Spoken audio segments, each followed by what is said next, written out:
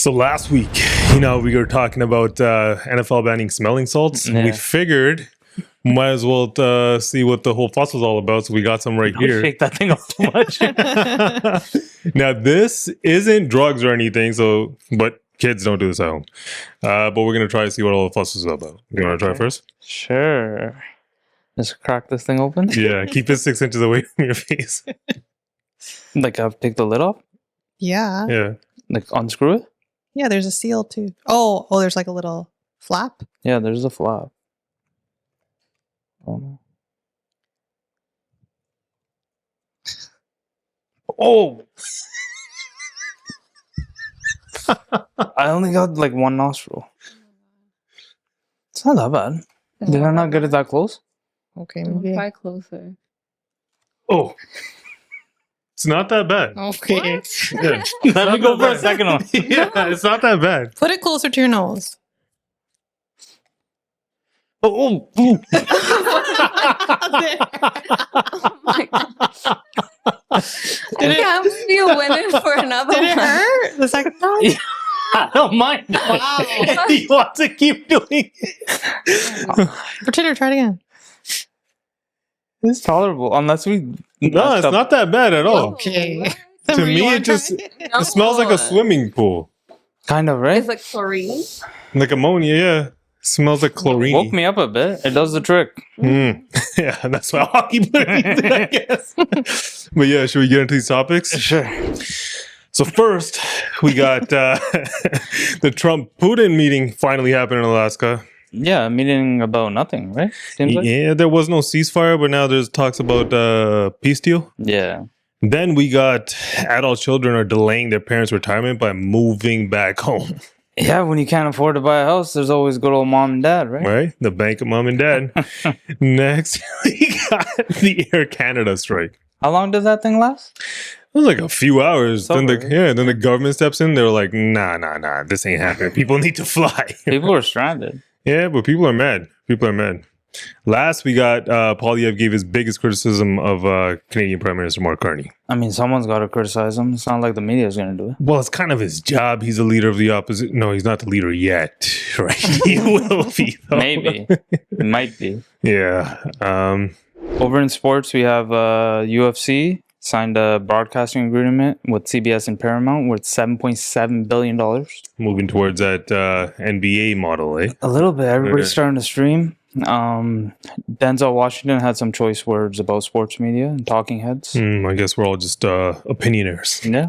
Not allowed to have opinions, No, apparently. not unless you played. Shohei Ohtani was in the news again.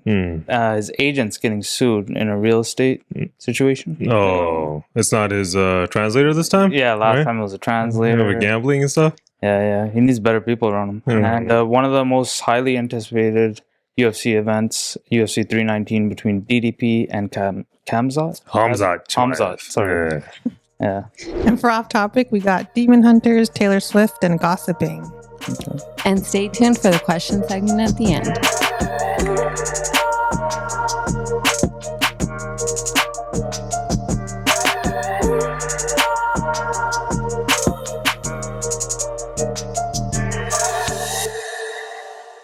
So, Donald Trump and Putin finally had their meeting, They did. right? The one that everyone's been obsessing over for like a couple of weeks. Yeah.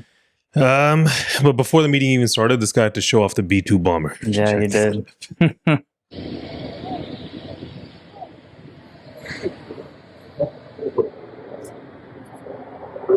Yeah.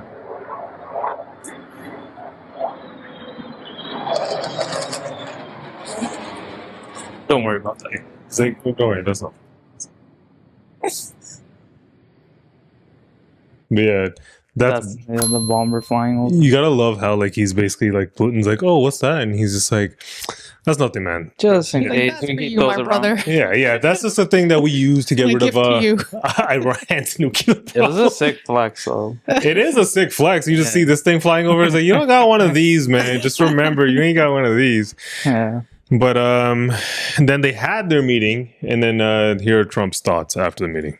So there's no deal until there's a deal. I will call up NATO in a little while. I will call up the various people that I think are appropriate. And I'll, of course, call up President Zelensky and tell him about today's meeting. It's ultimately up to them. They're going to have to agree with what Marco and Steve and some of the great people from the Trump administration who've come here, Scott and John Ratcliffe. Thank you very much.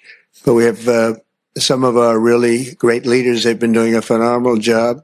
We also have some tremendous Russian business representatives here. And I think, everybody wants to deal with us. We've become the hottest country anywhere in the world in a very short period of time. Oh my God. And Putin, I think, was also talking about, he was like, there would have been no war. If Yeah, he was saying there wouldn't have been a war if he were president. Yeah, but then Trump posted on Truth Social, and then this is what he wrote.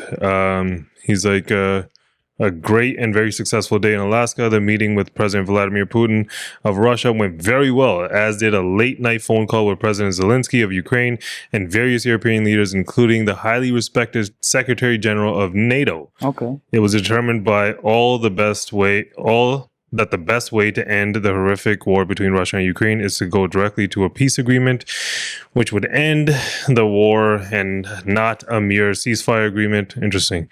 Which oftentimes do not hold up. President Zelensky will be coming to D.C., the Oval Office, on Monday afternoon. If it all works out, we will schedule a meeting with President Putin. Potentially millions of people's lives will be saved. Thank you for your attention to this matter. Okay. There's that. Yeah. Yeah, and then I think Mark Carney kind of responded to this thing as well. Yeah, Carney also put out a statement. He doesn't really tweet, but this is a statement that he put out, and he said the leadership of President Trump in the United States is creating the opportunity to end Russia's illegal war in Ukraine. Robust and credible security guarantees are essential to any just and lasting peace. I welcome the openness of the United States to providing security guarantees as part of the coalition of the willing's efforts. Canada is closely coordinating with President Zelensky and our partners in the coalition of the willing to intensify our steadfast support of Ukraine and a shared commitment to peace and security. Yeah. So he's essentially saying that he's down with whatever they want to do, right?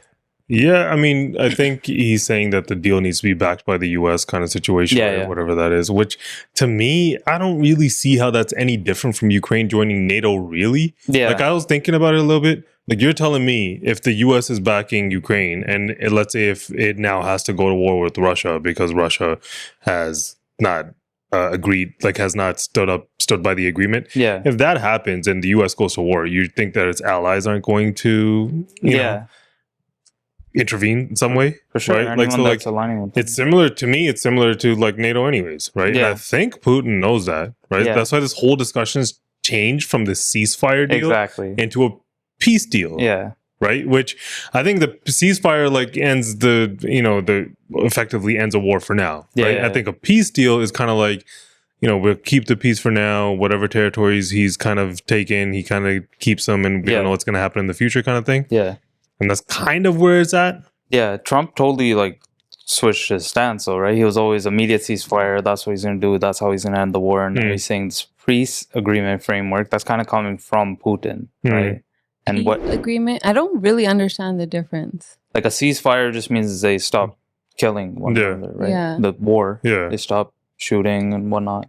Yeah. And then a peace agreement is just laid out terms of this how we're going to maintain peace. Yeah. It's an agreement. Yeah. But that doesn't necessarily mean like right now, like the guy flies back to Russia, they can continue the war. But even the ceasefire, it's not like he stopped. That's what I'm saying. There is no ceasefire. The ceasefire's never Like really... they said it. Well, remember he's like, I went there and I figured it all out. Yeah. Trump. Yeah, there's always ceasefires. They never really work. I guess that's why they're trying this new framework. I mean, the criticism of this whole thing is that like he showed him the red carpet treatment. Yeah, That's what the left is saying, right? Like he's basically just like the way that he treated Putin versus the way that he treated Zelensky. Completely different. It is completely different, right? And I could see, why people can get a little bit enraged there, but also Zelensky needs something from Trump. Putin didn't, he has his, Trump needs something from Putin. Exactly. Why are you laughing? Because Putin needs nothing from nobody. He's going to continue doing whatever he's doing. I don't know. Like, to me, Did you see Arnold too, Schwarzenegger? Oh yeah. When he came out and he's just called him weenie or something. Yeah, Like, bad boy. yeah. For that same reason, right? Yeah. He just laid out the whole red carpet for him. I mean, I think the one positive you can take from this is that Trump didn't really make any concessions, right?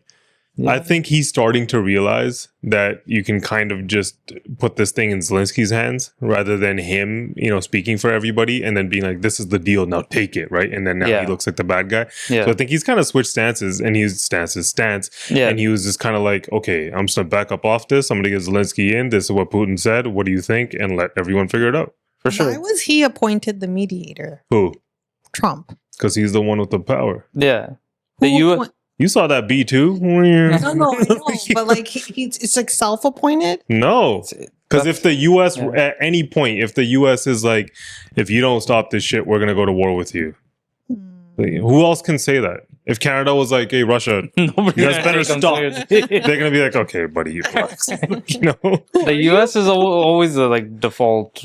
Like, yeah, it's a world mediator, power, right? yeah. So they have to be, right? Like if anything's backed by the U.S., it's like it's the strongest military in the world. Yeah. Right? Like nobody's really gonna mess with it, right? For sure. But it is a sensitive situation because if you're going to go that route and then now Russia, China get together and they're trying to, go further into Ukraine, right? I mean, this thing's been going on forever, right? And I don't know if it's gonna stop simply just because of these little meetings or whatever. But the entire meeting, like everyone in the media, 3 hours long, right? Bro, it was 3 hours long. After that, there's a bunch of shit that came out. Apparently, there was like in a hotel room, one of the people that were staying in, there's like a printed fax about like their whole agenda and what was going on and stuff like that. Yeah, even with the question period afterwards, there was no question period. Yeah, they just had statements, already prepared statements, Yeah. and there was no. But I don't think Putin usually doesn't do questions like that. He doesn't do press conferences. He never does. No, he never does. They operate a little differently over Can't there. remember where it was, but the last time he's done was some sort of situation, 5, 10, 15 minutes. This is the first time he came to U.S. soil too since That's the other. Yeah, I think if he went to Europe, he'd get arrested. Exactly. Right. Yeah. And so there's a lot of people. For what? Huh? For what? War crimes. A war Yeah. criminal. Like people Were saying that about his meeting in the U.S. That Yeah. he should have been arrested. Well, Well, that's why Schwarzenegger's calling him a weenie, right? I mean, Arnold's like extreme left. I don't know. Or I mean, you got to have talks, right? Where else are you gonna have him, For sure. right? Yeah. If Trump goes to Moscow, though, that's a bad look. Yeah. I don't think that'll stop him. But This was a neutral like meeting place, so I guess Yeah. that was the idea behind Yeah. it.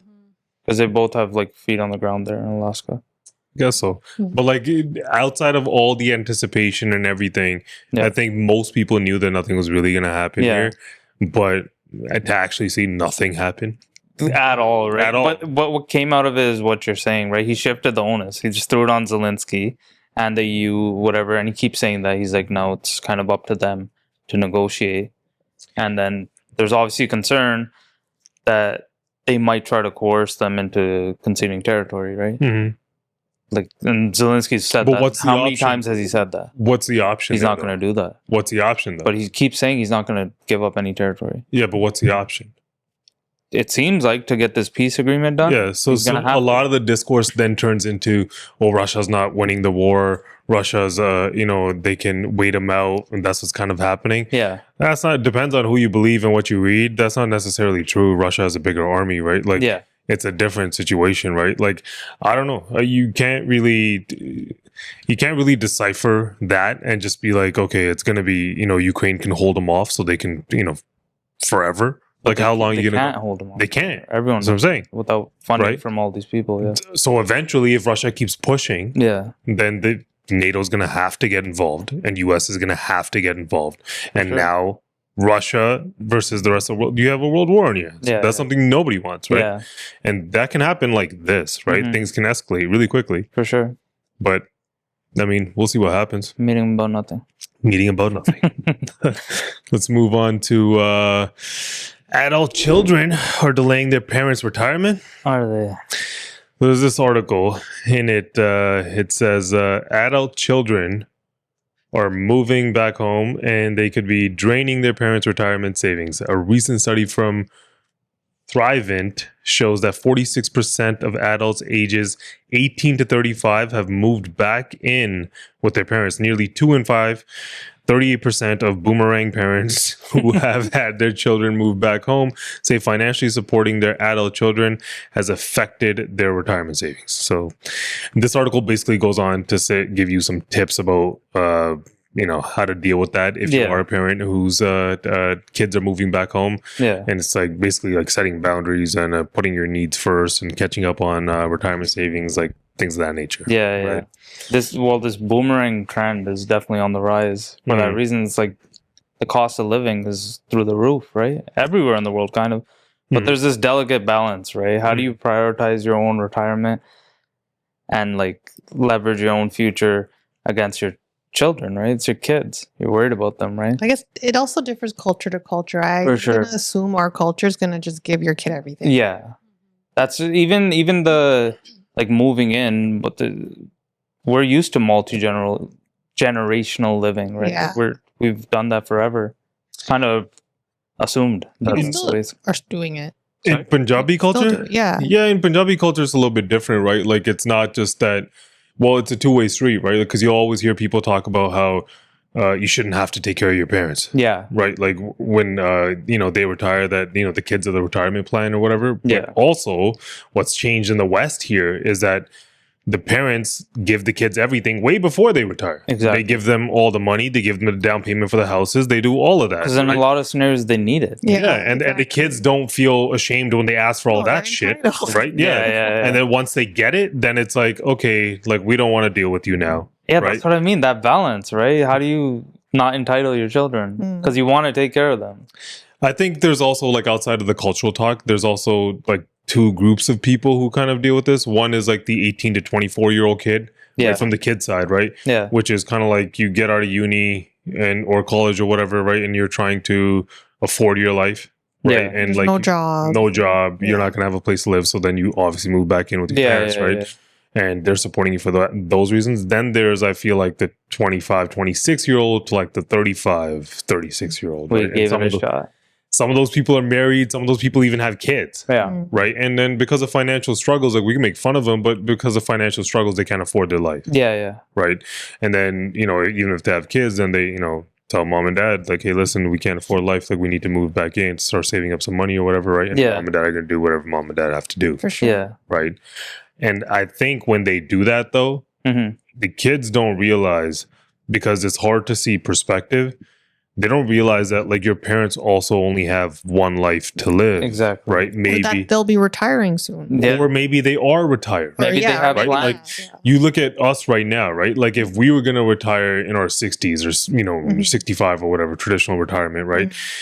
If you're working really hard your whole life, right? You don't have the kids yet. So you're going to think like, okay, maybe I'm going to be different or whatever, right? Yeah. And then when you get old, you have these aspirations of maybe, I don't know, traveling, seeing the whole world, right? Yeah. Or maybe you were so busy grinding and whatever, and you're like, you know what? I want to buy that Range Rover. I want to buy that Escalade. I want to drive a Bentley. I want to buy this house or that house, or I want to do golfing or tennis, right? And like, those are supposed to be your golden years for a reason, right? Because the responsibilities go away, right? And then you get to take these hobbies, right? And you get to spend the most time you're probably going to spend with your wife, because in reality, what ends up happening in the working years is like work gets everything, responsibilities as a mom, as a dad, that's where everything goes, right? So that's usually, like, people look forward to that. So imagine you build your whole life for that, and then, like, you get these kids who are just like, well, sorry about that. We need to, like, move in and do it. I mean, that first group you mentioned, like 18 to 24-year-olds, I mean, I feel for them. It's hard to blame them 100%. too, because everything's so bleak, right? If you look anywhere in the world, it doesn't have to be Canada, Americans. These guys are struggling to find jobs, and rents are up, housing's unaffordable. Life is unaffordable for even people that are older than them, right? But I think I read recently too that, like, this is the highest unemployment amongst college grads. Yeah. Since like It's pretty high. Early 2000s. Yeah, I mean, I know people who make $200,000-$300,000 a year, family income, and struggling. Yeah. Right? Like, life's hard for everybody. Because everyone's always leveraged. Yeah, everyone's always leveraged. Yeah. Everyone always has.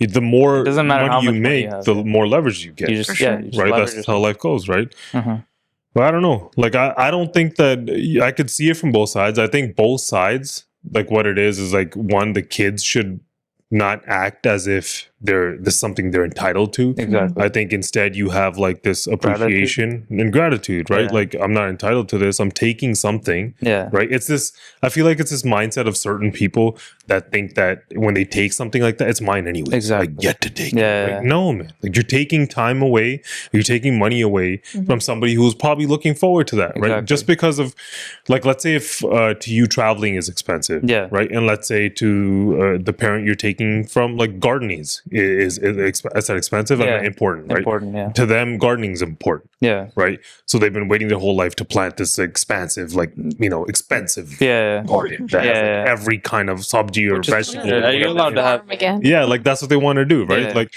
and then now they're like, oh no, I have to take care of my grandkids and my kid, right? Like, give them everything. I don't know, like, I agree with what you're saying, but just our own culture, it all seems like very normal. Like, we grow up listening to our parents talk about land, right? Yeah. Back, like, so you're going to inherit that land. So it a little bit entitles you already. Second, you're expected to live at home until you're married. We're all getting married later in life after 30. So it's normal for us to live with our parents till we're 30. For sure. So it all, like, and then they want to take care of grandkids. Exactly. Like, that was like the life that we had too, right? I think it's definitely a cultural thing too. Yeah. We're very used to it, way more than seems Western. very normal that, like, people are still There's a lot of perks too, right? Yeah. Your parents living with you, got free daycare. In our culture, there is that. But I feel like in our cultural situation, there is also the other side of it, which is sometimes there are shitty parents, right? Yeah, for sure. Right, that don't really give their kids anything. They haven't worked too hard, right? And now you have a kid who's broken his back, became a doctor, engineer, whatever, right? Put together a family and is carrying the whole family on his back. And now you've also got to take care of your parents, right? Which any decent person would do, right? Regardless. And then in that way, you could say that the parents are being entitled. Yeah, exactly. Right? So I think it's just this understanding between both parties. Like, hey, listen, this is appreciate, like, being a good person. Right? Like, and I don't know where the world would be better if we were if everyone if everyone understood one another. Yeah, for sure. Self-awareness, but that's not how it goes. I don't know. Maybe it's just a rough patch, and everybody's got to coexist for a bit. I think so. But the thing about, like, that is when people have to deal with it, they move back in with the parents, then they're all nice and they're all okay. Fall into line. Yeah, the second they don't need them anymore, then, or the second, like, they try to start parenting their kids. Oh, no. Because I read an article recently where boomers think that they raise kids better than millennials do. Oh, wow. Really? Yeah, millennials obviously don't feel like that. No, we do not feel that. And I'm sure our kids are going to feel the same. 100%. Right? Like, that's just the way it goes. That's just the way it goes. That's just the way it goes. Let's move on to the Air Canada strike. Okay. What's right? It's done now, right? So approximately 10,000 flight attendants walked off the job just before 1 a.m., which forced Air Canada to cancel all 700 of its daily flights, affecting over 100,000 passengers. Approximately 99% of the flight attendants voted in favor of the strike. 99%, a little over, right? Basically unanimous decision, right? And then the federal government basically immediately steps in and was like, Nah, that ain't happening. Here's a clip. This dispute will not be resolved quickly enough. And the impact of the work stoppage at Air Canada that began early this morning is already being felt by travelers. This is causing significant harm and has negative impacts on Canadians and the Canadian economy. It impedes the movement of passengers and critical cargo, such as pharmaceuticals, and it strands thousands of Canadians abroad, making it extremely costly and sometimes impossible to book new flights. Canadians have already sacrificed a lot in this uncertain economy, and this labor disruption is adding to their worries and financial burdens. Everyone gets a blame, Tara. As Minister of Labour, I have exercised my authorities under Section 107 of the Canadian Labour Code to direct the Canada Industrial Relations Board to order the parties to resume and continue their operations and duties in order to secure industrial peace and protect the interests of Canada Canadians and the economy. I've also asked the board to assist the parties in reaching a settlement of the outstanding terms of their collective agreement by imposing final and binding arbitration, and to extend the terms of the existing collective agreement until a new one is determined by the arbitrator. She's basically like, everyone goes back to work, right? Yeah, the current agreement that they have just gets extended until a new one's reached. That's kind of just all that she said. Yeah. From what I gathered, the flight attendants, like this whole thing is obviously they want a pay increase. Exactly. But the biggest thing in this whole thing is that flight attendants only get paid while the plane is moving. Right. Okay. So they don't get paid for the loading and unloading of the passengers. They don't get paid for any delays, nothing like that. Right. So the major thing is that they want to get paid for those delays. Right. So if you factor all of those things in, they get paid. Know that. Yeah. That's crazy. They get paid somewhere around $12 an hour.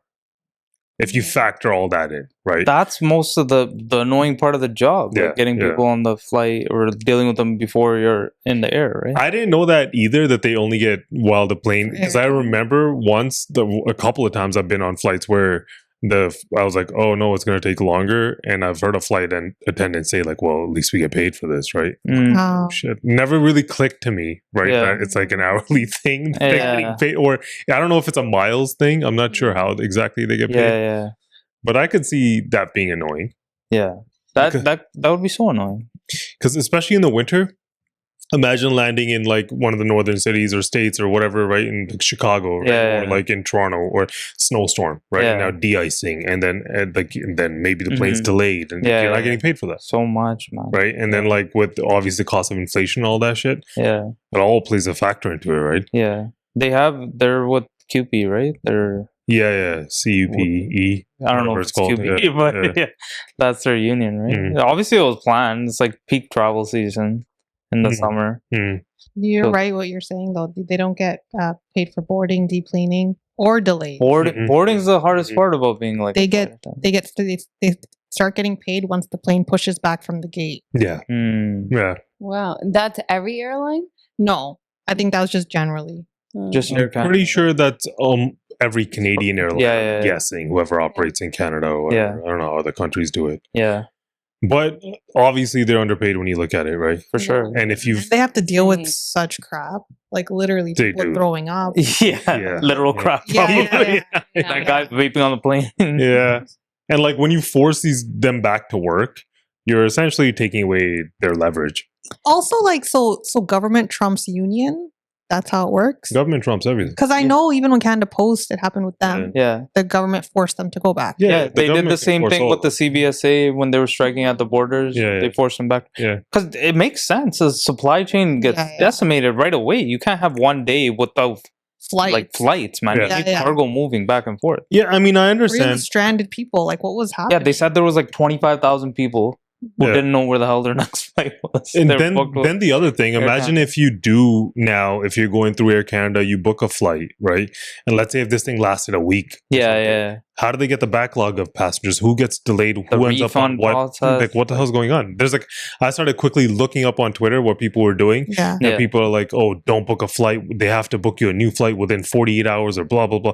There's a bunch of people. That. Someone even on the TV or whatever was saying like, don't cancel your flight. Yeah, don't cancel your flight. But what if like you have to get home? Then I think like you would just book it. Like if that was me, but I'm fortunate enough to just book another flight. I'll get refunded for this later, right? There's so many people. What if you're flying out for a wedding or some event? You fly, you're screwed, right? Or if you're flying out, or that's like leisure things, right? What if like is that really a leisure thing? That's imagine going to a funeral. Imagine going to somebody your family dying or something. Somebody's in the hospital. Like there's a lot of reasons why people travel, right? So it's easy to be like, no, like, you know, so I do see both sides of it. What was funny to me was watching for the first time in a long time, watching conservatives argue for socialism, basically, and watching liberals argue for capitalism, right? Like, it's weird, right? Like, you see liberals trying to kind of being like, no, man. Like, because like they're guys in power and basically liberals are siding with, you know, the corporation here in Air Canada, right? And then a bunch of these conservative commentators were kind of just like, hey, man, you know, these are people, they're hardworking, which is kind of like, you see like they're the worker trying to like, you know, that's what I mean, like with politics, they're gonna, whatever fits their narrative, they're always gonna do that, right? Yeah. Like, and you can't just view everything through a political lens, right? Like, these are people who work hard, they need to make more money, right? It just makes sense, right? Like, nobody can live off of $12 an hour, right? And then on the flip side of it, what's gonna happen? Like a real conservative, a capitalist is gonna be like, what's gonna happen if you give these guys more money? Right? You think that the airline's gonna stop? Right. Like we were talking, you've mentioned before, they're standing, they're trying to take away personal carry items, they're trying to take away, there's cutting costs all over the place. It's like, right. So what do you think is going to happen if they now give these guys a massive pay bump? Ticket prices go up. Right. Ultimately, the customer is going to pay for it. The regular people, it's going to go out of somewhere. Right. And then inflation goes up, and that's how this thing goes. Right. For and now, then we can all blame tariffs, right? That's what she was. That's what she was. The other funny thing about this entire thing was, saw a bunch of articles saying that this is going on the side of feminism and being like, because they're women, that's why they're doing this, because pilots are, I think they dominate the industry, they're male. I think it's like 80-90% of them they're like male, right? Like 4 and then flight attendants are largely women, right? And I feel like that's such a stupid argument, because it's just the type of people that apply for those jobs. Exactly, right? Isn't there just some jobs maybe like women don't want? Construction workers. I don't want to be one. I don't even think it's a sexism thing. It's like there's some jobs that men want more than women, and they go out and pursue them, right? Yeah, I mean, if you're going to compare it to something, like when that thing came up, my mind immediately goes to trucking, right? I'm like, trucking is a male-dominated industry. Right? And trucking gets paid by the mile. Right? Most of those truckers are only making money if the truck is moving. The wheels are right. And they also don't get paid for sweeping trailers, for their inspections, for stopping, for delays, for time wasted. They don't get paid for any of that shit. Right? And do they complain? Yes, they do. Is anyone going to do anything about it? No, they're not. Right? Do they get undercut all the time by the way the industry works? Sure. Right? But do they sit there and be like, this is happening to us because we're men. Right? If women were driving trucks, this would never happen. Right? They don't say that. Exactly. Right? So I think it's more like capitalism and corporations taking advantage of situations than it is like a feminist thing. Yeah. It's just I think it's a coincidence that a lot of flight attendants are female. It's probably not a coincidence. Like, I'm sure there's some validity to it. Like, historically, flight attendants were only women. It's already been proven there's a huge pay gap between men and women. So maybe they just started off with a lower pay, and it's just never really increased that much over the years. But nobody's forcing you to be a flight attendant. Exactly. Right? Yeah, like, you can, like, that's like with any career. No one's forcing you to work, but you have to work to make money. Like, for sure. That's the job you ended up in, right? Say that's a flight attendant. It's not what they always want to do, but that's what they're doing. And now they're not making enough money. Of course someone's going to but your argument would be valid if there was a male flight attendant and a female flight attendant, and the male was making more than the female. That's not what's happening. You're comparing a pilot to a flight attendant, right? A pilot requires a tremendous amount of skill, school, and you're taking a lot of risk on. People could die if you don't do your job properly, right? Versus, I'm not saying a flight attendant isn't important and they don't deserve that, right? I'm just saying that when you compare those two professions, it's two completely different things. But is that what's happening? They're comparing the professions? That's kind of how they're framing the argument, right? They're saying that, like, pilots, like, if this, like, that's how they're framing the argument. That's what I have an issue with, right? Like, to me, I don't think it's a sexist or feminist thing, right? That could also be true when she was saying that maybe initially because they were women, they were just paid lower. I feel like the whole position is just kind of rooted in misogyny, and that's just what they're kind of trying to say by saying that it's a feminist issue. I feel like there's somebody's taking an opportunity to politicize something to kind of throw their little 2 cents onto it. That's what I feel, right? Because there's a bunch of jobs, like whether you're a roofer, a construction worker, a plumber, these aren't easy jobs, man. From scooping out shit out of toilets, right, to dying in the sun, right? A lot of the time, men do a lot of those kind of jobs, and it just gets brushed under the rug, right? And it's not like people aren't going to complain, right? Now, it's not that Women can get up there and do those jobs, and they'll go through the same shit and they'll make the same kind of money. They don't have to, like, let's just say for argument's sake, they don't have to be a flight attendant. Yeah. Right. But if they choose to, like me in that position, I'm not going to look at it and be like, oh, they're paying me this much. They're paying me little because I'm Indian, or they're paying me little because I'm Punjabi, or they're paying me little because, I don't know, I'm born in Canada, whatever the argument is. Right. I'm not going to say that. Immediately, I'm going to be like, if I don't like this job, I'm going to figure out something else. Right. Like if respectively in that job, everyone's getting paid more than one minority, then I'll be like, okay, they're doing something unfairly. Yeah. Right. But like you can make a ton of examples. Like imagine if there's a I don't know, male makeup artist, right? If a male makeup artist, if men start complaining that female makeup artists make so much money, right? And barbers don't make as much as female makeup artists, right? It's a stupid argument, right? Like I'm laughing is the most like successful makeup artists are men. There are a lot of male makeup artists. I don't know. What does that say? I don't know. Yeah, I mean, I just saw this thing go in a couple of different directions and stuff, like obviously, but like no, but to compare pilots to flight attendants, come on, in terms of pay, what are you talking about? That's just like it is what it is. But like I feel like in terms of like the socialism capitalism thing, right? Like to me, I feel like they're underpaid. They are severely underpaid, right? And nobody should be making. That's ridiculous. I didn't know all that. They don't get paid for all that. That's what. In the service industry, I think a lot of that shit gets brushed under the rug. Yeah. Right. But I also feel like, you know, there's a bunch of, I found it funny when I saw a bunch of people come online and they were like, you know, these people, they need the money, and they were only looking at it from one side, as if like if you were stranded somewhere in another country, you wouldn't be panicking right now. How to get back. Right? Yeah. Not everyone's fortunate enough to just book random flights. Not everyone has. Like, what if you were with a family of 4 and you can't just. Or like with kids, babies, and you ran out of formula or you didn't have diapers. No, you have so many circumstances. There's so many. Right. So it's like they kind of have to do this. So I could see both sides of it. Right. Yeah. I just find it funny, liberals and conservatives flipping sides on this one. It's like a bit of foreshadowing. But when I was looking into Denzel, he had a clip. It was I came across. It's like if you don't watch the news, you're misinformed. Or sorry, if you don't watch the news, you're not informed. But if you watch the news, you're misinformed. Right. So kind of like. Do you get what I'm trying to say? Yeah. Like, kind of make your own. Just don't fall for the party or their whatever they're saying. I mean, you see the 4 of us here, right? We kind of are all in the center, pretty much, right? But we'll agree and disagree on numerous things, right? But like nobody doesn't think that another person's opinion isn't valid, right? Like you have these discussions even after these kind of podcasts. Sometimes, like even like the coffee thing or a bunch of things that we talk, like I'll leave and I'll think about it. Yeah. Okay. How do you apply that to your You don't just go one way and just full steam ahead for the rest of your life, right? And now everything's like through this political lens of like, I am a conservative, so I'm just going to look at everything this way, or I'm a liberal, right? And that's what I think people tend to do. That's where I feel like it gets weird, right? For sure. Yeah, that's what we always say, do your own research, right? But let's move on to Pierre Poilievre. Poilievre, he's back? He's back. He had a few things to say about Mark Carney. Here's a clip. Across the country are suffering with this, but here in the prairies, of course, in the last 48 hours, people have had a new problem, and that is that the Chinese government has announced yet another unfair round of tariffs, this time charging canola seed.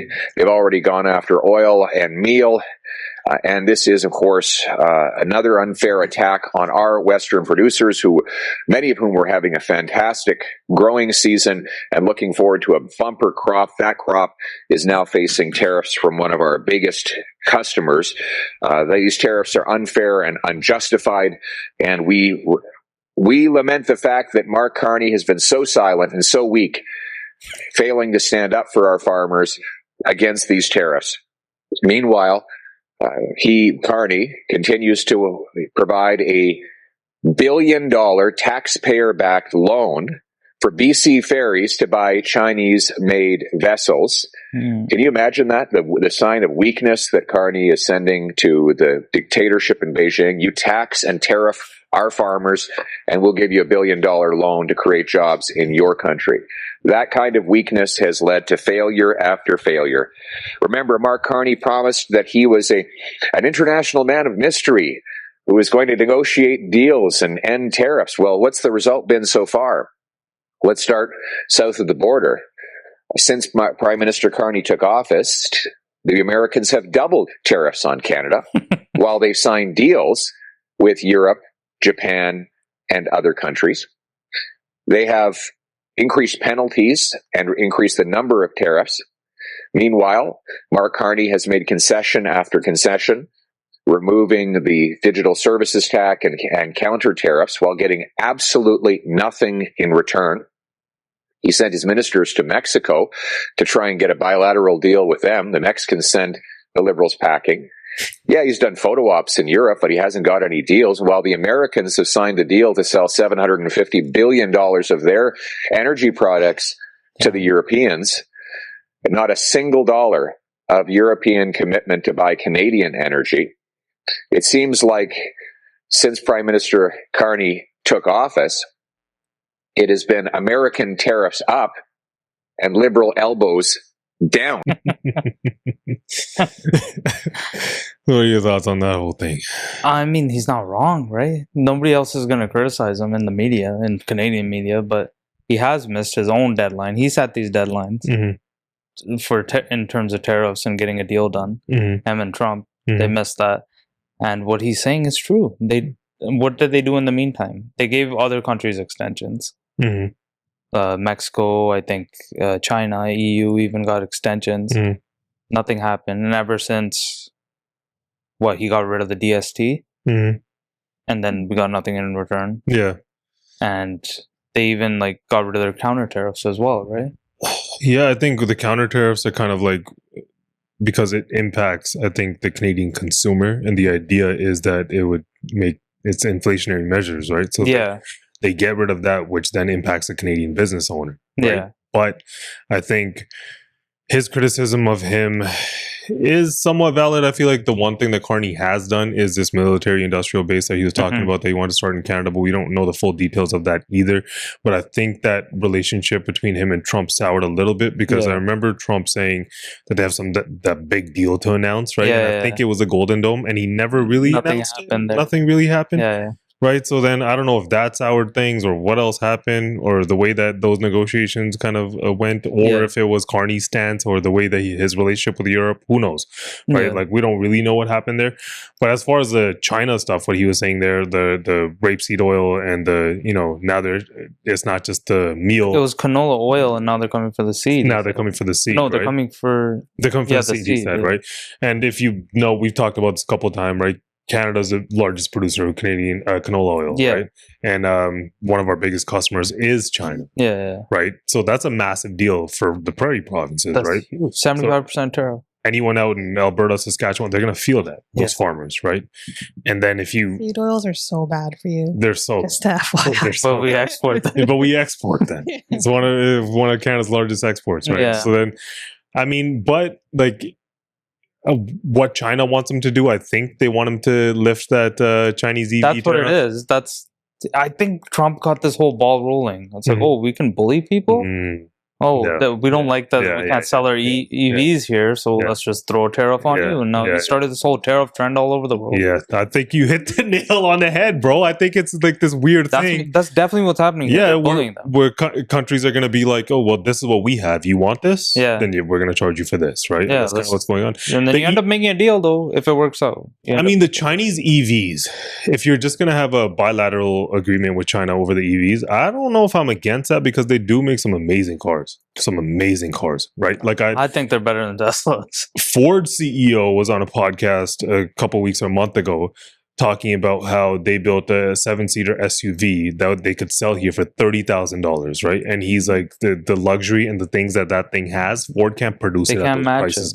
I'm paraphrasing here, but he's essentially saying that the day that those cars come to the US, Ford's basically done. He's like, the writing's on the wall, right? He's like, we can't. Right. So then the US has a logical reason for being like, no. What's Canada's reason? Yeah.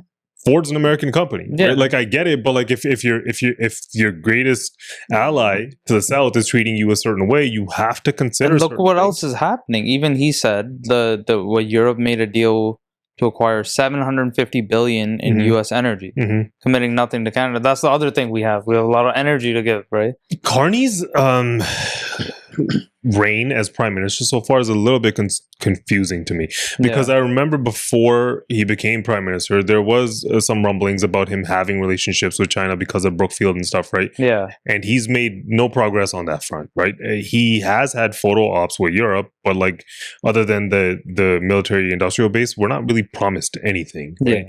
This interprovincial trade barrier got lifted, but that's good. That's mainly due to the fact that he doesn't really have opposing premiers who are going to be like, hey, listen, we don't want to stand you. And they're all feeling it.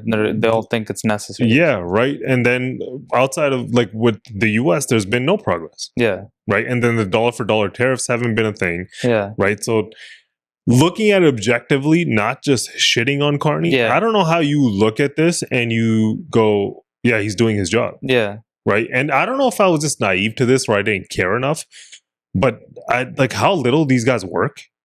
Yeah. It's wild to me, especially in Canadian the economy. Parliament. Yeah. Specifically. Like federally. Like we shit on Doug Ford, but that guy at least he's working. He's always working. Whether or not you agree or not, he's always working. Yeah. Right. Now he wants everyone to work. You guys see that? Yeah. He's forcing his employees back to work. Yeah. You know, maybe he'll lose some votes there. But you know how you said that like the Canadian media won't say all these like bad things about Carney the way that Poilievre said? Yeah. Why is that? Why wouldn't the media report on it? CBC is basically like propaganda. Not necessarily. They're paid for by the government. Well, that's one thing, but like I think it's like they lean left. Right. The media in general is like, or like I don't even know if it's Canada, like a media machine that forces them. Like I don't know if they'd like send out. I don't think they send out memos. Hey guys, you guys aren't allowed to say this, right? But imagine if like you're a left leaning person, and then everyone you work with is also left leaning. Yeah. And imagine if you're a reporter on one of these news channels, right? And all your friends, all you guys talk from a left leaning perspective. So then when something comes, you're not going to be objective and be like, hey, listen, maybe we should look at this not just from a left-leaning lens. You're going to kind of just be like, this is what I believe. And when you don't, you give an example of the one guy, he got fired, right? He wanted Travis Dunraj. Yeah, he wanted right-wing voices on. Yeah. They fired him. And I think he's a left-wing guy. Yeah, he was just saying, hey, let's get some objectivity, some perspective. Yeah. And they're like, allegedly, we don't know what's all do that. There. All alleged, It's alleged. Man, do your own research. But yeah, I think they're valid criticisms, right? Well, hopefully things change a little bit, somewhat. Or at least we get to know what the hell. Maybe this guy gets into office, right? And then he says more of this in Parliament. Maybe. There's like 200 people running on his ballot. Yeah, that's wild, right? That thing's about to happen soon. I think their whole thing is they're protesting the first past the post system. Right? Yeah, but it's always funny how you're doing it on Poilievre's ballot. They're protesting what? The first past the post system is Canada's electoral system, like how we vote for the the party. Yeah. Does that just mean they don't want Poilievre in Parliament? Well, they're saying it's the system. Okay, they're protesting the system. He shouldn't be allowed to override and get into it like that. No. They're protesting the system in general. They could do that on anyone's ballot, like Mark Carney's ballot or any MP that runs. But I think it's weird that they only do it on Poilievre's ballot. Yeah. So isn't that kind of more protesting him? That's what it is. That's the argument against it. But their whole thing is we're protesting the system. Right. We should change the way we vote. They're kind of like antagonizing him or gaslighting him or whatever. It's a weird situation. But that's it for the main topics. Let's move on to sports. Yep. Okay, so the first thing we got here is UFC. They signed a $7.7 billion deal with CBS and Paramount. And they agreed to 7 years a broadcasting agreement. So Paramount has the rights to all the numbered events. So all the UFC, the main events, the fight nights, contender series, and all of the other UFC related content. So basically everything. Basically everything. Yeah. They have the right to like broadcast it. Yeah. So that's a massive deal. Like there's a lot of concerns with it. Yeah. Right. So one of the main concerns was the quality of each card, right? Because already there's been a feeling amongst fans that it's kind of watered down the cards because the product. There's not that many like big name fights left, right? They're kind of watering them down. They have 1 or 2 or 3 or 4 fights, let's say a year quarterly, that people look forward to, right? And now it's like everything's going to be on Paramount Plus for a certain price. We don't know, it might go up, right? So they're going to get paid anyway through the subscription. There's not the incentive to get pay-per-view viewers' eyes on the. I mean, I can see that argument. I think a part of it, like what Paramount's like $7-10 a month, right? But if right now it is. If you're, it's probably gonna go up. Even if it goes up a little bit, like UFC pay-per-views are what, around $100, right? Somewhere around there, right? So like, if you're forking that up, if you're a true UFC fan, you're probably, there's at least like 1 fight a month that you're gonna be really into, at least one, right? So if you're saying you're gonna fork up $1,200 a year. Right, versus like $100 you get every single fight. It's like worth it for like the regular fan, right? For sure. And there are some good TV shows and stuff on Paramount as well, right? So Paramount might, you get, depending on like how you are, if you only watch 1 or 2 fights a year, then you're gonna be like, why? I don't want to watch that, as from a fan's perspective. But if you watch, like, if you like to tune into a lot of fights, I don't think it's a bad thing from a fan's perspective. I don't think you lose anything there in that sense. But you got to kind of be a diehard though, because like, honestly, I'm not that big of a fan. So I kind of just like tune in for the big names most of the time. I would tune in for every UFC if 1, I had the time. Right. And then 2, if it wasn't just all on pay-per-view always. Right. Then I would always tune in. Right. So to me, I am a massive UFC. To me, like, I love watching a UFC. Right. I grew up watching it. Like, I was way back in the Chuck Liddell days. And stuff like that. Right. Like, I used to love the UFC. But like now, like, it's not like I don't love it. It's just because I don't have the time to consume every single fight. And it seems like, to what you're saying, they put on a lot of fight cards, so you can't keep up with it. So you do just end up catching the big fights, right? Like the DDP and the Khamzat one. But I look at, like, because I think the main thing with this pay-per-view thing is, like, if you compare it to boxing, right? I think when the last Usyk fight, right? Like, the numbers are wild, right? 50, 60, 70, 80, 100 million, right? What Floyd used to make, right? That doesn't really happen in the UFC. And the pay-per-view model is like revenue sharing, right? So you get a share of the pay-per-view buys, right? And in the UFC, it has happened with really big name fighters, right? Conor McGregor, right? Like, you make a shit ton of money, right? But then there's a lot of those average fighters, people who are somewhere in the middle, they don't really make too much money, right? So I think this, from the fans' perspective, is one thing. From the fighter's perspective, I think for the not average in terms of skill, but average in terms of pay-per-view, I don't know, sellability, for lack of better terms, like marketability, I guess you could say, right? That person will now have the opportunity to make more money, I think. And I did hear rumors about like the bonus structure.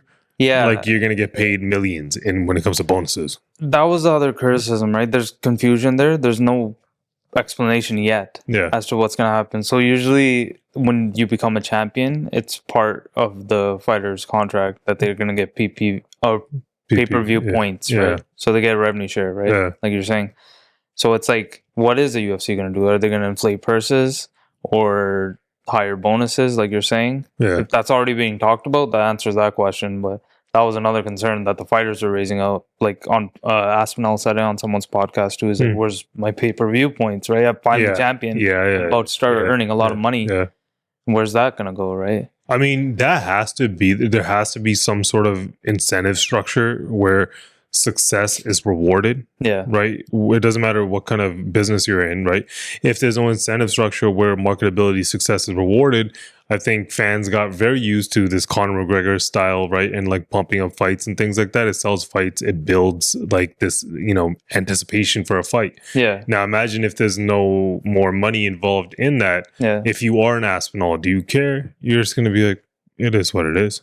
Right. If at the end of the day they do just pay their fighters more, I don't think they'll mind too much. I think overall it's a good thing for the UFC because, like, eyes on the sport. Eyes on the sport, right? And you look at boxing, the undercard gets paid nothing, right? Like, the main guys make a lot of money, but the undercard gets paid nothing, right? And then you do this thing where you try to, big up your fighters. They go 20-0. It's all just fighting this BS fights until you get the one big fight, the 2 big fights, the 3 big fights, right? The UFC's always been giving you the fights that you want. So if it can pay all of its fighters more, right? And keep that model. Why wouldn't you? As a fan, as a fighter, I think it's a good move, right?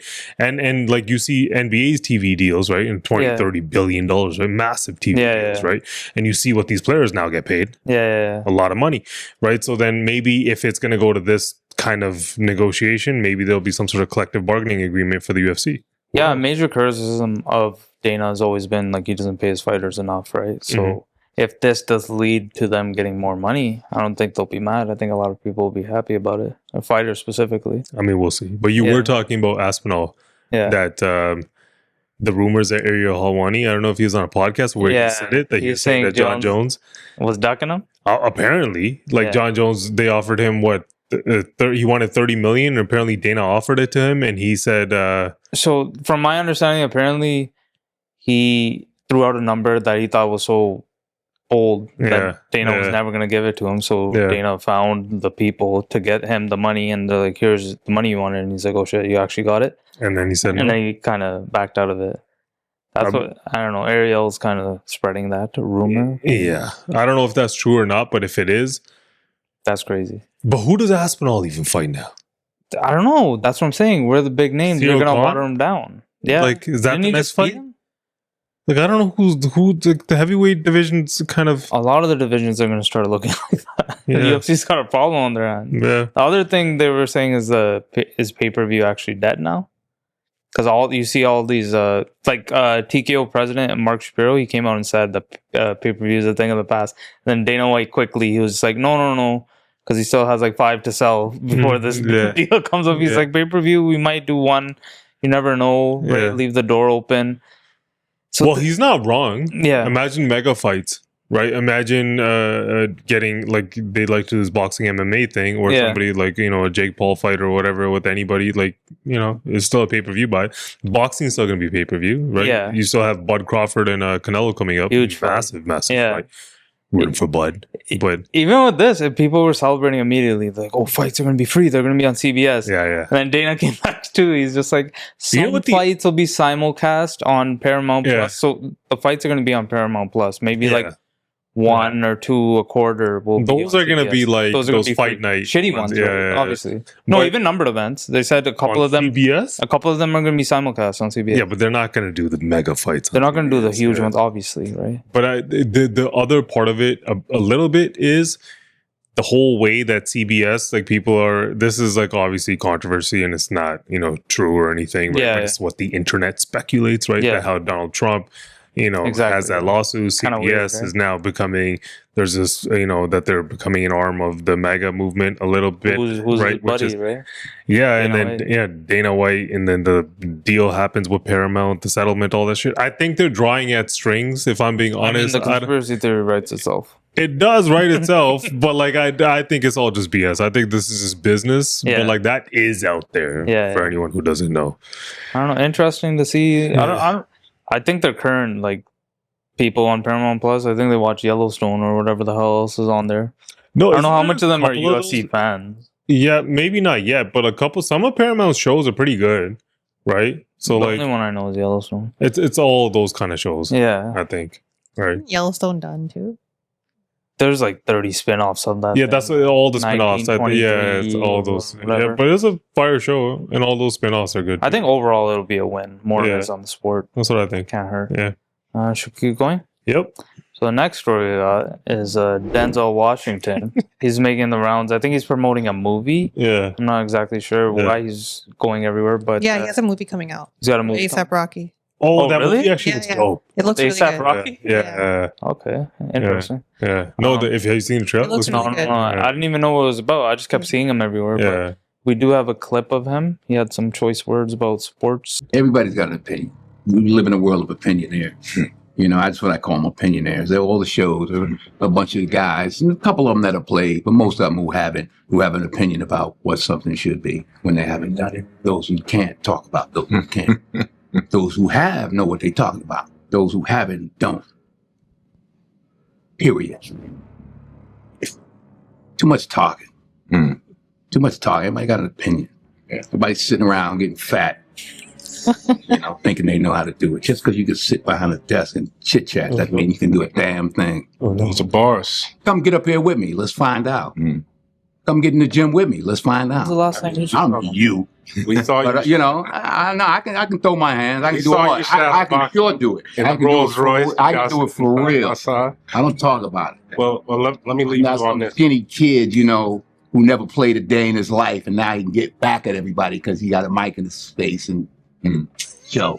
People need to shut up. People need to shut up. Learn how to do something. Be actually good at something. Try that. There's a lot going on there. A lot to say, We're right? sitting behind a desk, right? Right? So does half With of the mic in your face. Right? Right? We're Apparently, not skinny No, kids. he's like an actor. Like that's who he is. That's Yeah. who he is when he acts too. Yeah. He's no different. Yeah. yeah, it Seemed felt like he was acting a little bit. it felt like we were watching a movie, He's like, right? period. Yeah. Why is he so mad? Yeah. I don't know. He was like, he's just promoting his I movie. was watching a little bit of it, like a different part of it, and they were asking him questions like, "Do you care what people think?" Yeah. So it kind of stemmed from that. Okay. It's like, no, I don't care. Like, Uh-uh. nobody should say anything. But Okay. it goes on. Okay. Then he got Might be a angry. little context. And the Yeah. guy kind of looked like he was poking him, Yeah. especially when he was talking about fighting him. Yeah. Yeah, he was definitely rage baiting him a little bit Well, there. he received praise from the sports world, like Yeah. Durant, Yeah. right away fire emojis. Yeah. LeBron's like cook, let him cook. Draymond's like preach. They were all like supporting him. They're like Because they're active players. because they're active players, right? Right. But it's pretty ironic because this guy's not an athlete himself, Mhm. and he's saying you can't talk about athletes. Mhm. And then he turned right around on the same press junket, and then he goes and jumps on First Take. Mm. So where was all this energy, right? Yeah. Like, why don't you tell Stephen Oh, A? Stephen A is the biggest Stephen one. A's Yeah, the yeah. biggest talking head in the world. Why don't Yeah. you just give him this energy? Well, Stephen A.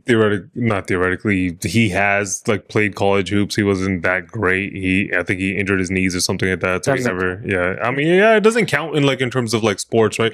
But then like the argument is also like, he's like saying that like sportscasters, the only people who have played can kind of talk about it, right? Yeah. As if ex-players haven't had some egregious, stupid takes on things before, Of right? course. And haven't said things and they were wrong. You remember when Kendrick Perkins was like, what's his face? Giannis is Robin and Middleton is Batman. Who the Yeah. hell thinks Middleton is better than Giannis? He's not on the team anymore. Yeah, and then like you've heard Chuck numerous times get things wrong. You've heard Shaq say random BS, right? And these are big names who get a lot of things right, and I respect their basketball opinions if we're just staying on basketball, right? Yeah. But there's a lot of people like you even see here. People can criticize Stephen A. like you're saying. People can Yeah. even criticize Joe Rogan, Yeah. right? In the UFC. Right, Joe Rogan's a fighter. He's trained his whole life, right, and he's done the whole thing, right. Yeah. But he's never fought in the UFC. Of course. He still talks about it. He's highly knowledgeable about it. He's highly skilled and stuff for sure. But Yeah. I get what he's saying though.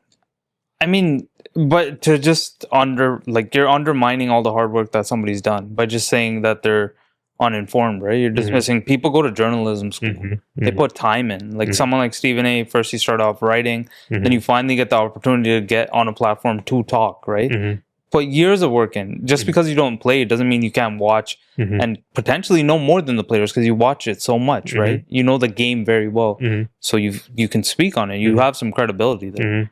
And I don't know how you could just say that. You undermine, like, technically we shouldn't be speaking politics because we haven't ran for public office. Right? Yeah, so technically nobody should be talking About politics, anything. right? Like, yeah, He's saying you can only talk about things that you do. that you do, right? If it's like that, you shouldn't be talking about politics. You shouldn't be talking about sports. You Can't shouldn't be talk about talking about a lot of these things, Yeah. right? Like only people who have been a president should talk about presidents, right? How do you get discourse online? How do you do anything? There would be none, according Not to mention, I feel like he's a little bit out of touch, right? So this social media thing probably pisses him off a lot more, right? Being in his age, right? He's probably like, what are these? Like we laugh at. How do you use it? Yeah, right. Like, we laugh at TikTok dancers and stuff like that. So imagine him, right? Like it's probably like, what the hell is this, right? Yeah. When in reality, we talk about this all the time.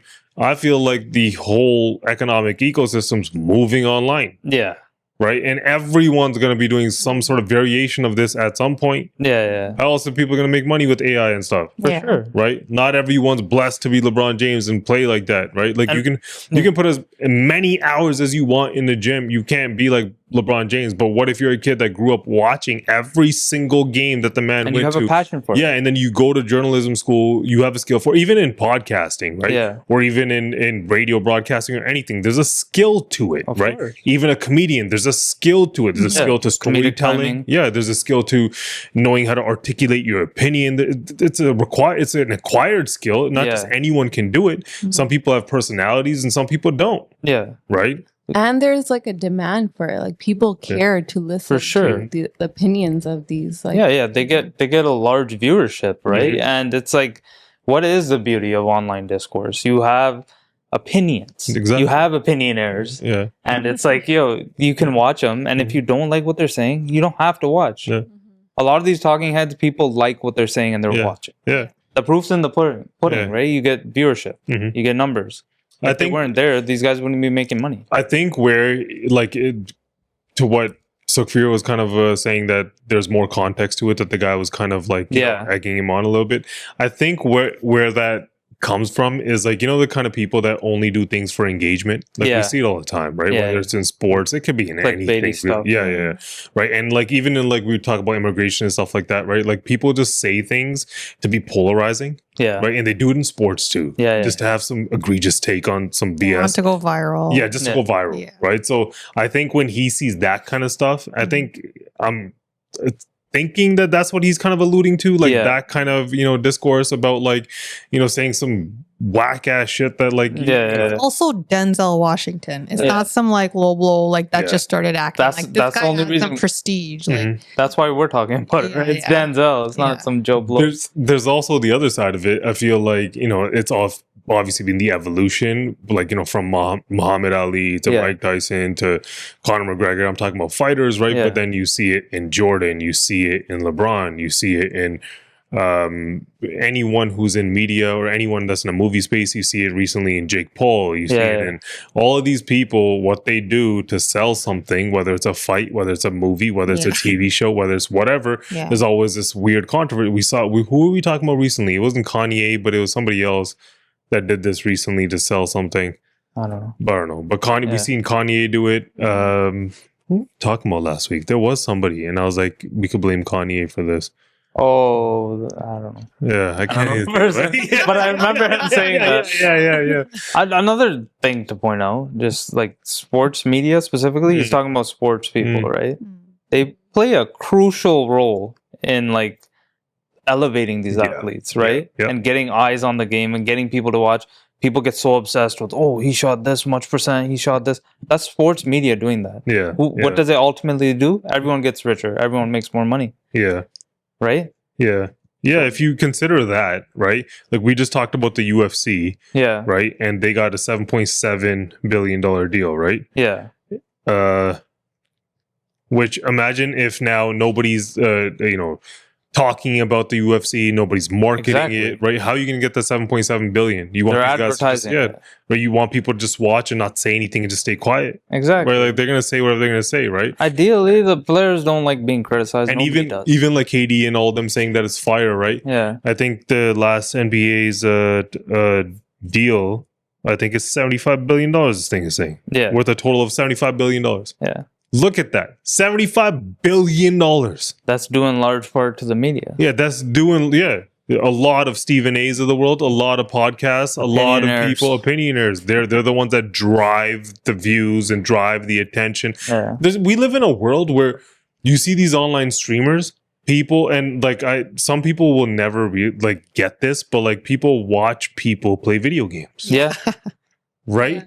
And it's like I feel like his head is like in tournament. His head's in the space where it's like kind of like if you don't watch a game, we're far removed from that. People are watching people play a fake game. Yeah. And the fake game, people make a lot of money. And they're athletes. There's even people who comment on that. Yeah. Right. On YouTube, there's kids things where there's kids toys and people are playing with the toys and that's the video. Yeah. And kids love it. My kid loves it. Watching a kid play with toys. Not even a kid. It's a grown up playing with a little Oh my God. Pig Yeah. and putting Peppa Pig in the pool. Oh, I've seen that. And she'll be like, "Can I watch Toy Peppa Pig?" Wow. I think it's a bit of that too. He's just out of touch, maybe. Man. Yeah. He doesn't know what the hell's going on. Everything's online, man. It's a bit of everything. He's trying to sell something. He's Denzel, and people say things all the time, right? Yeah. Like if we were to blow up and somebody came back to a couple of these episodes and we're like, "Did you know this guy said that?" Right? And like you can I just got dissect it. opinions. I'm just working on the heirs part. Right? The heirs part, yeah. The heirs part is coming. Keep going. Yeah. Next, you got Shohei Ohtani's back in the news for all the wrong reasons. So Shohei Ohtani and his agent Nez Balalo, I might be butchering that name, are being sued for unjust enrichment in relation to a $240 million real estate deal in Hawaii. So this lawsuit alleges that Balalo leveraged Ohtani's celebrity to have 2 developers removed from the project. So I think it's like probably a condominium or of a couple of them. Yeah. Like apartments or whatever. And like it was a whole development, and they kind of got these 2 people removed from it, and now they're suing them for that. Was Ohtani involved at all, or is he claiming negligence? So yeah, Ohtani already agreed to purchase a residence at the real estate project, but there's no clear tie that he knew any of this was happening. And yeah, obviously in the past we know what happened with his former language interpreter. He leveraged $17 million of his money to pay off some gambling debts. Right? So I don't know. This whole thing's kind of weird. The first time probably one too many. Yeah. So it's either he's implicit, and ignorance doesn't always work as a defense forever, or he actually doesn't know what the hell's going on. I don't know. Which one is it? I don't know why. I don't know the guy. I don't know his character. I just feel like it's one of those situations where people around you take advantage of you and you just trying to be the nice guy, don't really care. You're like, I don't care. If you can make a little money, go do your thing, right? And people just use your name and shit, right? Whereas like when you're somebody as big as Shohei, right? Like you got a lot of money. Yeah, you should. If you're not going to do it, hopefully as a family member, somebody who's like, no, they can't do that. They're using your name for this or that. Somebody has to be like, nah, that's wrong, right? I don't even remember his deal, but it was just like shy of $1 billion, whatever deal he signed. It was like 700 something million dollars, right? Yeah. Everyone's going to try to get at your money, man. Yeah. The Jays were trying to chase him for a bit. I remember. I thought we were going to get him. That was depressing. I mean, if another thing, even another 2 is one's too many, right? Yeah. The first thing happens, you're like, yo, we're gonna nip this in the bud. Maybe we need some better friends, man. Maybe we need better agents, better interpreters. I wonder what happens here. This is his agent now. It's like everyone around him. An agent is doing a $250 million deal in Hawaii with him. That already seems weird. That sounds a little weird. Yeah. We'll see what happens with that. I don't know. He's claiming negligence so far. And then the last story we got here is the UFC 319 wrapped up. DDP and Khamzat. So Khamzat won by unanimous decision, 50-44. All 3 judges scored. Yeah. Pretty boring fight, right? I don't know if it was boring, man. I think, like, to the fair weather fan, sure, I could see it, right? But wrestling-wise, this guy was just grabbing him and ragdolling him, bro. At the start of every single round, he's just taking him, throwing him to the floor. Right, and just kind of doing whatever he wanted with him, basically. I mean, I was pretty excited just leading up to it, everything that was going on with the fight, and DDP seemed like he was gonna hold that belt down, man. Like he was a pretty strong champion. That last round, right? You saw him catch him a little bit. It seems like he stumbled. There was a glimpse there. Yeah, it seems like he stumbled for a second. I was like, is DDP about to KO him? Yeah. Right? And then after that... he's fighting the clock. Yeah. And then after that, I think he went for that choke, which like Khamzat got out of real quick. Yeah. Right? And then it was kind of over, right? But the entire fight was kind of just... I guess people were booing because he was like, just like wrestling and just staying on top of him kind of thing, right? Not much. If you're going to look at it from that perspective, sure. Kind of the style that GSP used to fight. Remember his fights were always boring. Yeah. I don't know. Well deserved. The guy dominated. You can't say anything there, right? Yeah. I think we saw we were talking about it before, like when these videos started coming out about Khamzat and he was wrestling some Olympian or whatever, and he's like ragdolling. Yeah. At that time, everybody started saying, "Yo, this guy's gonna handle DDP," right? But then the fight happens. It's kind of scary though. I don't know who the hell they're gonna put up against him. It's the same thing I was saying. Like their big fights are like, who do you have in this division that's gonna be Khamzat? DDP was the big name, right? Like up next is what, Strickland, or he's gonna fight Izzy. I'd tune into that one. Everyone would tune into Izzy. Izzy Khamzat's a massive fight, bro. Yeah. Even this DDP fight was massive, right? It was one of the biggest ones of the summer. That's what I was looking forward to. But yeah, if Izzy came back, I'd watch him. But Aspinall is the one that, to me, I'm like, I don't know who he fights anymore. UFC is kind of, like the champions are the champions. I feel like there needs to be some new faces. They need somebody to rise up. Yeah. They have the guys at the top, but they're just going to run through everything. For us fair weather fans. I'm sure actual real fight fans are like, you idiots. Yeah. This guy. Right. I don't know. But yeah, and that's it for sports. Let's move on to off topic. Okay, so our first topic is K-pop. Okay, so if you guys haven't heard of this movie, you've definitely seen it on your Netflix homepage. So K-pop Demon Hunter. Have you guys? No. I don't think I pay attention. It's become like a global phenomenon. It's a Netflix movie. Right now, it's the #1 movie on Netflix. Since June, it's been #1. It's the second most watched Netflix movie on their app of all time. What? Okay. Yeah, of all time. So right now it I don't even know what the hell this thing is. over 184 million views. Wow. And because of that, like there's so much demand for it. Yeah. It's going to be playing in theaters for my one God. weekend. So God. this is the trailer that they released for it.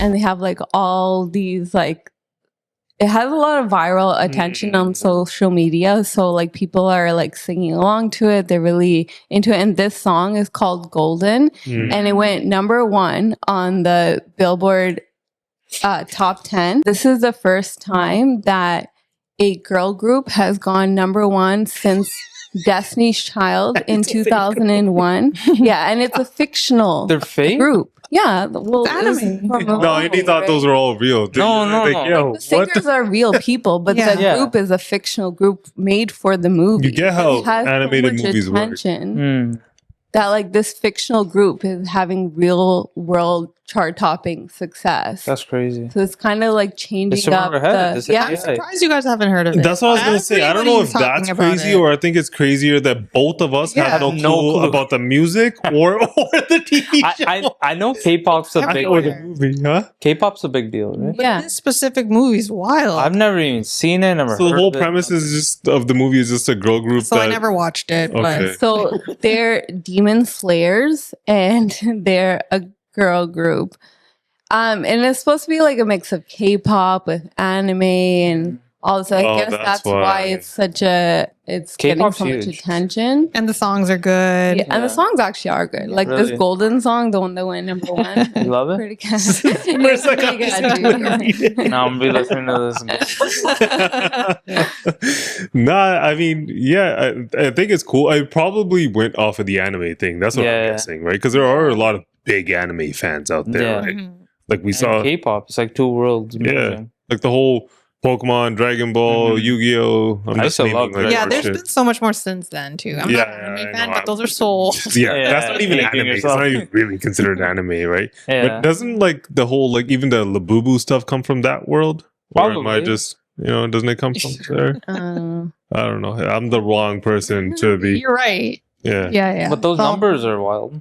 Those numbers are wild. Yeah. Chart top. Those numbers are wild and we don't know it is wild. Both things are crazy. Yeah. I open Netflix like almost daily. I've Right? never seen this thing. Never. It's been #1 for months. I don't pay attention that much. Yeah. I just go to what I want to watch. It's also all over social. Like, Yeah. Not in my Lot of- algorithm. I've never seen it. Not even Never once. seen a Demon Slayer. I don't know what this is. My Like, friends there's- have talked about it. Like, Wow, it's like, really? yeah. It's like that. Like their hell is song this? going #1 is a very big deal. Kids really like it. Yeah. That's That's crazy. probably most of it. I've never heard of this. Yeah. Okay. Let's move on to Taylor Swift. Taylor Swift. Okay, so Taylor Swift just broke the internet again. Just kidding. But she went on Travis and Jason Kelsey's I know about New this. Heights Yeah. podcast. Did you guys see? Well, Yeah. like everyone saw. Yeah. And she announced her new album, The Life of a Showgirl. So, like, just to put it into perspective, like, just her going on the podcast, like, broke so many records for them. Yeah. Like they premiered the episode live. Yeah. They had 1.3 million people watching it live. It has over 10 million views in less than 20 hours. This podcast, New Heights, saw a 3,000% increase in new listeners. Wow. And then even the NFL, like their official social media pages, kept promoting this podcast. This episode. Money. Yeah. So like this is their Instagram page. Look how many posts. Oh, That's wow. NFL's Instagram. And then this is just the beginning. Like it gets even more. And then like a lot of people are obviously like, oh, it's supposed to be the NFL. Like, why are you guys promoting Taylor Swift so much? Yeah. But like even in the podcast, they talked about like the influence she has, that now she's attending games. All these like young girls and women are more interested in it, which in turn like their like fathers or husbands and stuff are all very happy about. So like it's More kind football. of bringing people together, bringing more people to the sport. So I don't know, like what is your guys' opinion on it? Is it too much, Taylor? Are they doing too much? They're also, so it's conspiracy allegedly that she's performing at the halftime show. Yeah. So there's all these like Easter eggs where like I think it's in the Niner Stadium this time. Yeah. So the Niners mascot is. I heard about You heard about Sourdough that, right? There's Sam. so Sourdough much. Sam. And she talks about something sourdough. Yeah. Yeah. She talks about making sourdough bread. And Yeah. So they're like putting the two together. And then Niners there's mascot. Yeah. It's because Taylor Swift does this, right? Yeah, she always drops Easter eggs, but I do not think that You don't think She's so? too big. You think she's? I Probably think the 'cause biggest Swift. Travis is still in the NFL. Like she Oh. wouldn't take away from that attention. That's my. No, but opinion. that's if, like, imagine if he's not in the Super Bowl. But they don't know that yet, and they would have to decide. hasn't she That's already when you taken slide away in from an him? Easter egg, Yeah. right? Just And in if he's case. not there, just in case, you Yeah. know? Maybe it was just them trying to manifest that he will be there at the Okay. Super Bowl. Maybe. But I don't- That's why she'll be there. Towards a marketability thing and like doing it, like from the capitalism side, why wouldn't you do this? Yeah. Right, like if you have something that's like the golden goose, like we talk about the WNBA, right? And Yeah. like Caitlin Clark is kind of like bringing eyeballs to the And sport, they're and stupid to they're use like, her no, we don't want it, and they're going the opposite direction. Yeah. You know, they're considering removing fans from games because of that incident. The incident. Yeah, Like, those wait, incidents. you don't want people to watch your Yeah, sport? Is that what you're saying? Yeah. Right. People So aren't then allowed How are to you bring gonna make bags money? now. it's crazy. Yeah. Remember that Because- one girl was just like, yo, games used to be so nice. You could do your work at Brittany a game. Griner. Yeah. She's like, now there's fans everywhere. You know, those fans Yeah, there should be. It's that yell at you and cheer. Like, you know? But yeah, so to like the Taylor Swift part of it, I do feel like it's like anything that's going to bring eyeballs to a sport and makes the sport really relevant. Not that the NFL needs it, but like the more viewership you can get, the more money you make. It's common sense. Why For wouldn't sure. you do it, right? I was tripping too because like I have Score and Bleacher Report on my phone, and I kept getting Taylor Swift updates. I'm like, oh, this is what the hell's This going is on? nice. Yeah, I mean, it's a completely different approach rather than being the antagonizer like Conor McGregor and bringing eyeballs to a sport that way. Yeah. It's kind of like riding a power couple, I guess you could say. Yeah. Right. So whatever you have, you got to use it. For Yeah. sure. Good on them. Right. And then she's definitely bringing eyes to the sport. Well, that podcast, I feel like that solely exists and is at the level that it's at because of Taylor Swift. Yeah. Right. It just Cool. coincided with them dating and everything, right? Mhm. And it went through. You were saying it was at like 10 mil. I checked earlier today. It's above 15. Oh, Yeah, it just keeps going. Mm. That thing's going crazy. yeah. Which is good. Like you should help your boyfriend, Yeah, husband. For sure. Like, yeah. You can't. Yeah, knock but him. the brother just comes in and he's like, "Hey, I'm about to make a career here." He's killing it too. His wife's got a podcast. They're killing it. Yeah, you gotta milk it, right? Same thing, marketability, right? never Put your know. face out there. Now I feel like people know his face Yeah. just because of Taylor Swift, right? So Yeah, now yeah. he's marketable, Yeah. right? He's his own brand now. Yeah. That's how I know his face. I knew it no other way. Yeah, majority of But people. Taylor Swift's boyfriend. Hey, Taylor Swift got my wife to sit down with me on Sundays and watch So football. you're for this. I'm forever a Taylor Swift fan. Got no problem with it. Right? All right. So let's move on. Last story. So I was reading this article. It was about a study done, and it was saying that the key to having a healthy and happy relationship is gossiping with your significant other. So I love they spilling basically had 70 couples. They put earpieces, gave them earpieces for a couple of months, and on average, 38 minutes a day they would gossip with each other. 38 minutes? Yeah, but they found that those couples had such a strong bond. But like, think about it. Like, say you're going to like a dinner party or someone's house. On the way home, what are you doing? Those are fire conversations. That either makes Fire you so conversation. happy about, like, keeps like the momentum going, or like the high. Like, say you had a good time. Yeah. Or if you're like talking shit, right? Yeah. You talk about everybody's career, what they made, their relationships. Yeah. But then Where they're moving. people are what's going saying on. like that's really good for your relationship. You should do that. Well, you know what it is? I think a lot of the times couples struggle to find this common ground. I think one of the biggest, not the biggest reasons, but one of the reasons why people even get divorced is because they can't get on the same team. They struggle to get on the same team. And like, what's easy to do is hate. Together. That's so like, easy, imagine right? turning to your Like, significant other being like, oh, what was she wearing? You're like, yeah, that's all you want to hear. Yeah. Whoever starts gossiping and then the other person goes, I disagree. It's like, why am I talking to you? Like, I want you to talk shit with me, right? Yeah. Like, but I think there is another side to it where like some people don't understand that, like, if you're dealing with couples, if you say one thing to one person, you better assume that's going to a significant other, right? Like, And fairly quickly. yeah, like I don't say anything to anybody I know who has a wife or girlfriend or whatever and think that it's not going to the other person, Yeah. right? Like, I think that person knows, right? Yeah. So I'm not going to say something I don't feel comfortable with the other person knowing either, For sure. right? But like, obviously, if there's something super secretive and no harm in like me keeping a secret, I can't do that. I can be a guy's guy. It's not hard, right? Yeah. But like, most things aren't that big of a deal, right? This way, I don't want somebody to know that, you know, I smoked a cigarette. Yeah.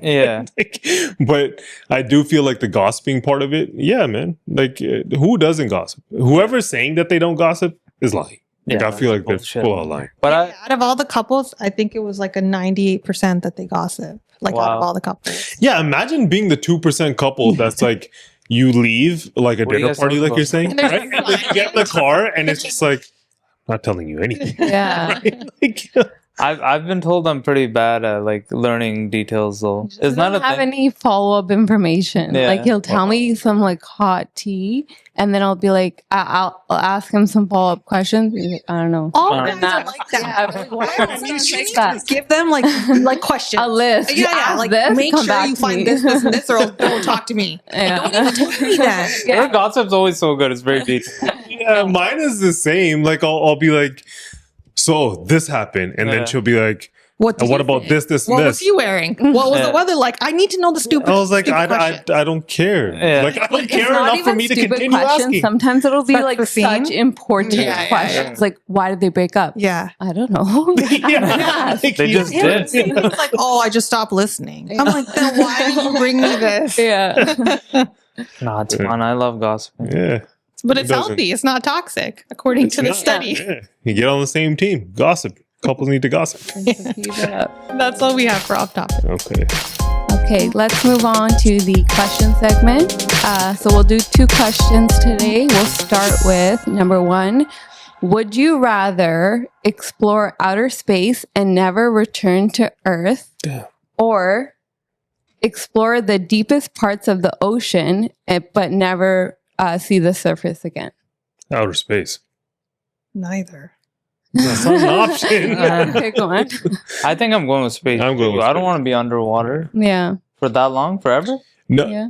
My whole thing would be like underwater. In a submarine. I think there is like this whole, we haven't even scratched the surface Yeah. Yeah. when it comes to what you can discover underwater, sure. But it's going to be Doesn't dark. compare to what Yeah. you haven't scratched the surface on outer space. Yeah. I mean, it definitely doesn't compare to that. Like, have you guys ever seen that little, I'm sure you have, this little figure of like, it'll show like the Earth and it'll You zoom out, and yeah, it's like a star and You're like just other stars In the leading. galaxy, Yeah. like they just So keep big. making more and more. Yeah, and how You'll infinite. never see the end of it. Yeah. Yeah. And then you get into the whole UFO. But there's so much underwater that's unexplored. Too. There's also that. There's also apparently UFOs that could be underwater, right?